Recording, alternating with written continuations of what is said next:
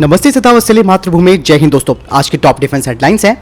आने वाले कुछ महीनों के अंदर फाइनल हो जाएगा AK-203 राइफल का सौदा। कीमत और स्वदेशीकरण संबंधी मुद्दों को भारत ने रशिया के साथ मिलकर सुलझाया। भारतीय सेना फिलहाल स्वदेशी ATAGS की जगह इजराइल की एथॉस हाविजर को ले सकती है।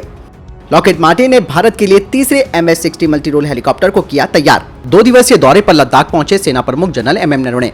भारत और चीन के बीच LAC पर तनाव के बीच कमांडर लेवल की 13वें दौर की मीटिंग में हॉट स्प्रिंग को लेकर होगी बातचीत। जापान में गरजेंगे भारत के सुखोई फाइटर। चीन को दिया जाएगा सख्त संदेश, लेकिन रशिया इससे नाराज हो सकता है।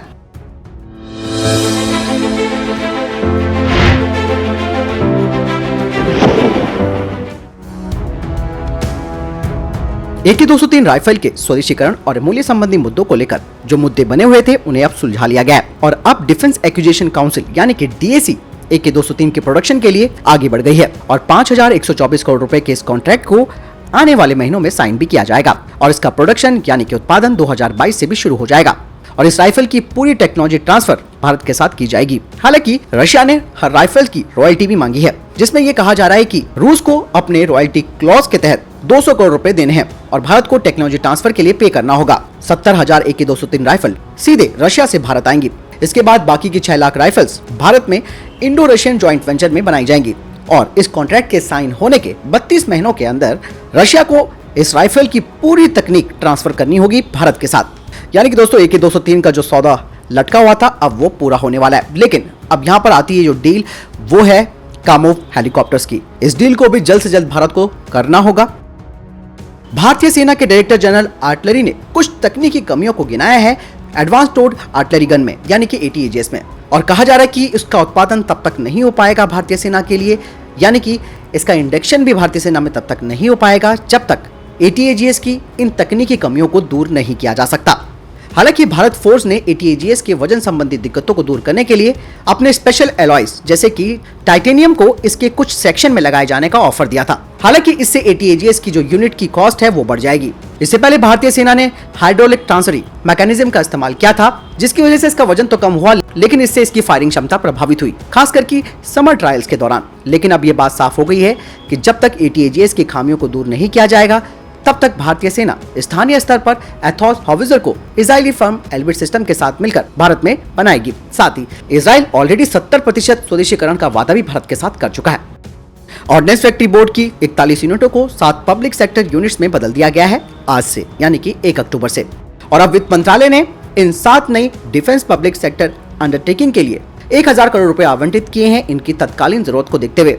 और इस बजट से फिलहाल उस गैप को कम किया जाएगा जिसमें कि वर्तमान में 2,500 करोड़ रुपए की आवश्यकता है इन 7 नए DPSUs को। लॉकहीड मार्टिन ने कहा कि तीसरा MS-60 मल्टी रोल हेलीकॉप्टर जल्द ही भारतीय नौसेना को सौंपा जाएगा और पहले के 2 मल्टी मिशन मैरीटाइम हेलीकॉप्टर जुलाई 2021 में भारत को दे दिए गए हैं, जिसका इस्तेमाल अभी भारतीय क्रू अमेरिका में ट्रेनिंग के लिए कर रहा है और ये तीनों हेलीकॉप्टर भारत में 2022 की पहली छमाही में आ जाएंगे। चीनी ड्रैगन के साथ बढ़ते तनाव के बीच भारत और जापान की वायुसेना एक साथ युद्धाभ्यास करने जा रही है। इस अहम युद्धाभ्यास में हिस्सा लेने के लिए भारत अपने अत्याधुनिक सुखोई 30 फाइटर जेट को भेजने जा रहा है। दोनों ही वायुसेना के बीच यह अभ्यास 2020 में होना था, लेकिन कोविड की वजह से इसे स्थगित कर दिया गया। लेकिन अब यह अभ्यास इस साल दिसंबर में हो सकता है। जापानी अखबार के मुताबिक चीन के खतरे को देखते हुए इस साल के आखिर तक भारत जापान अभ्यास करेंगे। हालांकि जापानी वायुसेना के फाइटर पायलट के साथ रूसी विमानों के साथ मुकाबला दुर्लभ माना जा रहा है। जापानी वायुसेना अमेरिकी निर्मित F-15, F-2 और हाल ही में मिले दुनिया के सबसे अत्याधुनिक F-35 का इस्तेमाल करती है। जापान की वायुसेना न केवल चीन के सुखोई 30 विमानों बल्कि रूसी सुखोई 30 विमानों का अक्सर सामना करती रहती है। जापान का रूस के साथ क्षेत्रीय विवाद चल रहा है। चीन और रूस दोनों ही सुखोई सीरीज के कई विमानों का इस्तेमाल करते हैं। इस अभ्यास में जापानी वायुसेना सुखोई जेट के खिलाफ जंग के गुर सीख सकती है। जापानी एक्सपर्ट्स का कहना है कि जापान का भारतीय वायुसेना के सुखोई 30 विमानों के साथ अभ्यास का महत्व काफी अधिक हो सकता है। साथ ही उन्होंने कहा कि जापानी पायलट सुखोई 30 की हवाई कौशल, रेंज, ईंधन की खपत और मेंटेनेंस आदि के बारे में उन्हें जानकारी मिलेगी। ये युद्ध के दौरान रणनीति बनाने में काफी कारगर हो सकता है। उन्होंने कहा कि भारत के सुखोई में कई खास क्षमताएं हैं जिसके बारे में जापान को काफी जानकारी मिल सकती है। माना जा रहा है कि अभ्यास का मकसद चीन को संदेश देना है, जो कि भारत और जापान के लिए खतरा बना हुआ है। हालांकि दोस्तों यहाँ पे जो सबसे बड़ा पॉइंट आ रहा है वो रशिया का आ रहा है, क्योंकि रशिया इसका विरोध भी करेगा और ऐसा लग रहा है कि शायद रशिया भारत को इस एक्सरसाइज में सुखोई 30 विमानों को भेजने से मना करे, क्योंकि जैसे कि मैंने बताया कि रूस और जापान का आपस में सीमा विवाद चल रहा है। हाल ही में रूस ने अपने एक विमान को जापानी क्षेत्र में भेज दिया था। यही नहीं, दोनों देशों ने सीमा विवाद को लेकर एक दूसरे के राजनयिकों को भी तलब कर कड़ा विरोध जताया था। दरअसल कुरिल द्वीप को लेकर जापान और रशिया के बीच विवाद है। रूस की सरकार इस विवादित इलाके में एक विशेष आर्थिक क्षेत्र स्थापित करने पर विचार कर रही है। इससे जापान भड़का हुआ है। भारतीय सुखोई 30 विमान को भी रशिया ने बनाया और उसकी जानकारी जापानी वायुसेना को भी मिल जाएगी, और ऐसे में इस अभ्यास पर रूस की प्रतिक्रिया तीखी रहेगी। और अभी फिलहाल वेट करते हैं कि रशिया क्या कहता है। दोस्तों, आपको क्या लगता है, क्या हमें जापान के साथ अपने सुखोई 30 की जो विशेषताएं वो शेयर करनी चाहिए या नहीं? कमेंट सेक्शन में लिखकर जरूर बताएं।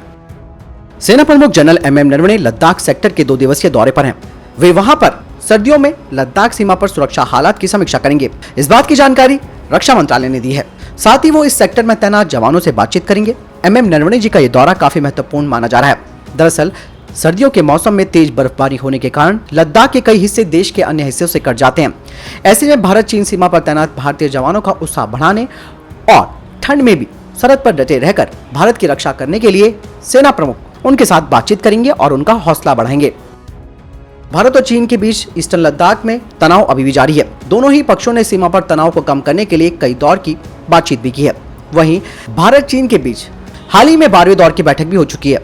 दोनों देशों के बीच हॉट स्प्रिंग फ्रिक्शन को लेकर अभी कोई चर्चा और समाधान नहीं हुआ है। कहा जा रहा है कि इस मसले पर 13वें दौर की बैठक में बातचीत होने की उम्मीद है। हालांकि दोनों की तरफ से जल्द ही बैठक को लेकर एक सहमति बन गई है। हॉट स्प्रिंग चीन के मौजूदा विवाद का वो अंतिम क्षेत्र है जिस पर दोनों देशों के बीच सहमति अभी नहीं बनी है। ये वो इलाका है जहां पर चीन ने अप्रैल 2020 में यथास्थिति को बदलने की कोशिश की थी।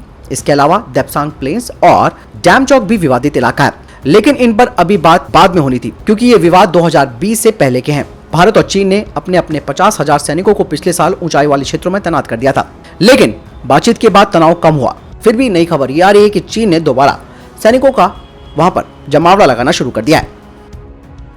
भारतीय वायुसेना के नए प्रमुख एयर चीफ मार्शल विवेक राम चौधरी जी ने कहा कि देश की सुरक्षा को सुनिश्चित करना उनकी पहली प्राथमिकता होगी। उन्होंने कहा कि मेरी पहली प्राथमिकता वायुसेना का सही इस्तेमाल करते हुए देश की सुरक्षा सुनिश्चित करना होगी। साथ ही उन्होंने कहा कि सही ढंग से ट्रेनिंग, उपलब्ध उपकरणों और मैन पावर का समुचित उपयोग करके हम भविष्य में किसी भी युद्ध के लिए अच्छे से तैयार हो सकते हैं। नए एयर चीफ मार्शल ने कहा कि आत्मनिर्भरता की तरफ बड़े कदम उठाए जाएंगे, जिससे हमें हर तरह से आत्मनिर्भर बनने में मदद मिले। पदभार संभालने के बाद उन्होंने कहा कि भारत की संप्रभुता और अखंडता की किसी भी कीमत पर रक्षा की जाएगी। नए वायुसेना प्रमुख ने कहा कि जमीन से हवा में मार करने वाले हथियार और कई अन्य उपकरण अभी पाइपलाइन में हैं। हम ये सुनिश्चित करेंगे कि हमारी सभी खरीद योजनाओं में आत्मनिर्भर भारत का ख्याल रखा जाए। आगे उन्होंने बताया कि हमें लगता है कि हमारे द्वारा उठाए जाने वाले कदम सभी को अच्छी तरह से पता है। हमने 83 LCA के लिए कॉन्ट्रैक्ट किया है और AMCA और LCA MK2 भी पाइपलाइन में है। दोस्तों, अगली अपडेट उत्तराखंड से आ रही है। दरअसल उत्तराखंड के चमोली जिले में एक बड़ा हादसा होने की खबर है। यहाँ पर भारतीय नौसेना की पर्वतारोही टीम एवलांच की चपेट में आ गई है। इस दौरान 10 पर्वतारोही लापता हो गए। हालांकि बाद में 5 पर्वतारोहियों का पता लगा लिया गया, लेकिन 5 अभी भी मिसिंग है, यानी कि उनकी तलाश जारी है। सूचना पर उत्तरकाशी स्थित नेहरू पर्वतारोहण संस्थान से राहत बचाव टीम के प्रिंसिपल कर्नल अमित बिष्ट के नेतृत्व में टीम रवाना हो गई है। जानकारी के मुताबिक उत्तराखंड के चमोली और बागेश्वर जिले के जंक्शन में 7,120 मीटर ऊंची चोटी माउंट त्रिशूल स्थित है। भारतीय नौसेना की 20 सदस्यीय पर्वतारोही टीम यहां रवाना हुई थी। तो दोस्तों, ये था टॉप डिफेंस और स्पेस अपडेट। वीडियो के संबंध में कोई प्रश्न, जवाब, आपका कोई सवाल है, कमेंट सेक्शन में लिखकर जरूर पूछ सकते हैं। बहरहाल इस वीडियो के लिए इतना ही। मिलता हूं नई वीडियो के साथ। चैनल सब्सक्राइब करना ना भूलिएगा। नमस्कार, जय हिंद, वंदे मातरम।